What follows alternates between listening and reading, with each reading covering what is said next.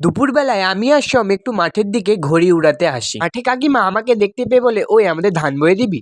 আমি বলি, আমার হবে না কাকিমা। কাকিমা বলে, বয়ে দি, তোকে মাংস ভাত খাওয়াবো। তখন আমি ভাবছি, मेरे को जाना पड़ेगा मेरे को जाना पड़ेगा मेरे को আর কি কোনো কথা মানে যখন মাংসের কথা শুনেছি মাথায় গামছা বেঁধে ধানের আটি বেঁধে যখন ধানের আটিগুলো আটি, কাকিমা আমার দিকে দেখছে আর শুধু হাসছে। ভাই মনে মনে ভাবছে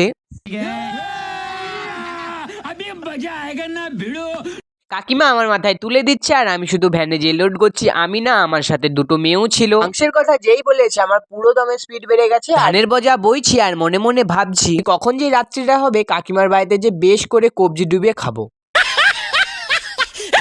ওই যে আমাদের গাড়িতে ধান লোড হয়ে গেছে আর এখন সন্ধ্যা হয়ে গেছে, মারা যাচ্ছে ভিতর থেকে আর আমি যাবো টোটোই করে, কারণ তাড়াতাড়ি যে ফ্রেশ ট্রেশ হয়ে রাত্রে মাংস ভাত খেতে হবে। এরকম যদি মজাদার ভিডিও দেখতে চাও চ্যানেলটাকে সাবস্ক্রাইব করো। দেখা হচ্ছে নেক্সট ভিডিওতে।